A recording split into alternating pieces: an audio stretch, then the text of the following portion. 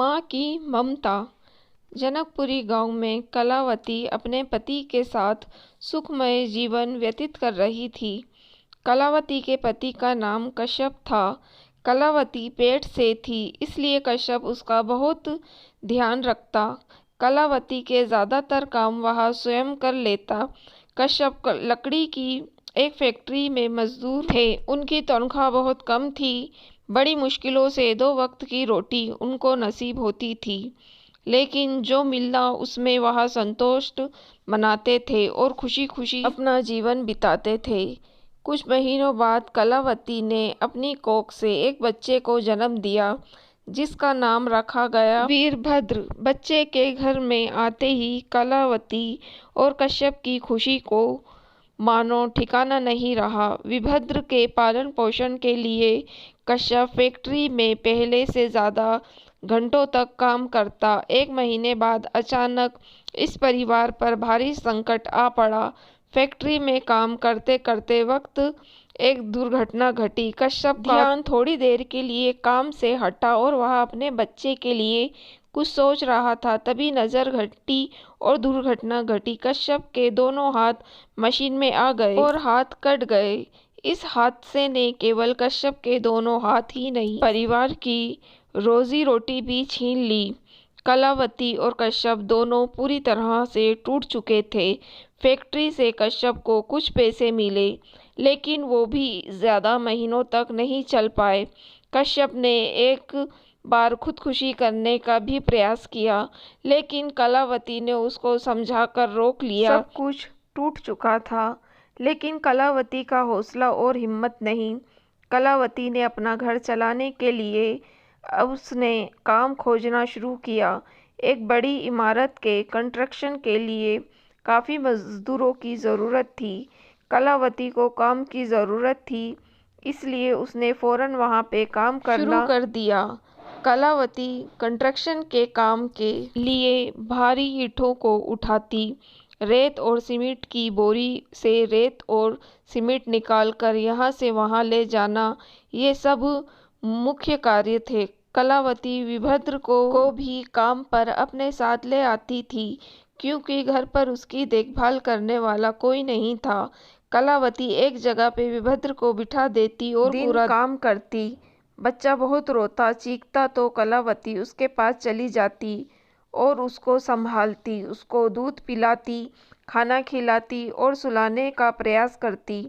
फिर जैसे ही बच्चा शांत हो जाता, वह फिर से काम पर लग जाती। धीरे धीरे वीरभद्र 5 साल का हो गया।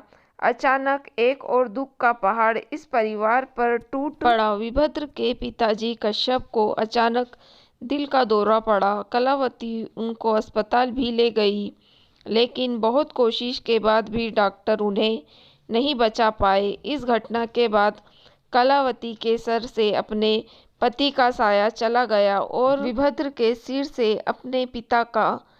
कलावती ने हार नहीं मानी। उसने अपने बेटे की परवरिश में कोई कमी नहीं रखी। वीरभद्र अभी छोटा था, इसलिए बहुत जिद करता था। माँ, मुझे ये खिलौना चाहिए, माँ मुझे ये खाना है, दिला दो ना। माँ कई बार स्वयं भूखी रहती, लेकिन वीरभद्र को पेट भर कर खाना खिलाती। माँ खुद अपने शौक पूरे नहीं कर पाती, लेकिन अपने बच्चे के सारे शौक पूरे करती। उसको जो खिलौना चाहिए वो लाकर देती। रात को वो खुद नीचे सो जाती, लेकिन वीरभद्र को बिस्तर पर सुलाती। कड़ाके की ठंड में वह पूरी तरह ठंड से कांपती। खुद बिना बिस्तर और कंबल के जमीन पर सोती, लेकिन अपने बच्चे को कंबल उड़ाती और प्यार से सुलाती थी। खुद से भी ज्यादा वह वीरभद्र का ध्यान रखती। वीरभद्र 6 साल का होते ही उन्होंने उसको स्कूल भेजा, लेकिन फिर भी उसको पूरा दिन उसकी चिंता रहती। जब तक कि वह स्कूल से वापस नहीं लौट आता, माँ दिन रात मेहनत करती और अपने बच्चे को पढ़ाती। वीरभद्र भी मन लगाकर पढ़ता। धीरे धीरे वीरभद्र बड़ा होता गया। उच्च अभ्यास के लिए माँ ने उसको कॉलेज भेजा। कुछ सालों के बाद वही बेटा बड़ा होकर एक बहुत बड़ा चित्रकार बना और उसने पूरे राज्य और देश में बहुत नाम कमाया। एक बार एक सम्मान समारोह में वीरभद्र को बुलाया गया। वहाँ पे किसने उससे पूछा, आप इतने बड़े चित्रकार कैसे बने? आपकी सफलता के पीछे का रहस्य क्या है? मेरी माँ ने मुझे सफल बनाया है। आज मैं कामयाब हूँ तो सिर्फ उनकी वजह से। उन्होंने कितने कष्ट, कितनी पीड़ा, कितने दुख सहकर मुझे बड़ा किया। मेरी हर एक जिद पूरी की। मेरी पढ़ाई के लिए उन्होंने अपना जी जान लगा दिया। रात को मुझे पढ़ाने के लिए वो खुद जागती, मुझे चित्र की प्रैक्टिस करवाती तो खुद नीचे सोती लेकिन मुझे बिस्तर पर सुलाती। खुद भूखी रहती लेकिन मुझे पेट भरकर खाना खिलाती। आज जो भी हूँ मेरी माँ की वजह से हूँ। मेरे लिए मेरी माँ ही मेरा ईश्वर है, मेरा खुदा है, कहकर उसने स्टेज से उतरकर अपनी माँ को अपने गले लगा लिया। सम्मान समारोह पूरा होते ही वीरभद्र अपनी माँ को एक तोहफा दिखाने ले गया जो उसने अपनी माँ के लिए खरीदा था। वीरभद्र ने अपनी माँ की आंखों पर पट्टी बांधी थी। जब पट्टी खोली तब माँ ने सामने एक खूबसूरत घर था। वीरभद्र ने कहा, माँ, अब से हम इस घर में रहेंगे। फिर कुछ सालों तक माँ और वीरभद्र खुशी और आनंद से उस घर में रहने लगे। माँ को तकलीफ ना हो इसलिए उन्होंने एक नौकर को भी रख लिया। नौकर घर के सारे काम में माँ का हाथ बांटता और माँ का ध्यान रखता। वीरभद्र भी काम से घर आने के बाद माँ की सेवा में लग जाता। माँ का पैर दबाता, सिर दर्द करता तो वहाँ पे भी मालिश करके देता और उनको अपने हाथों से खाना खिलाता।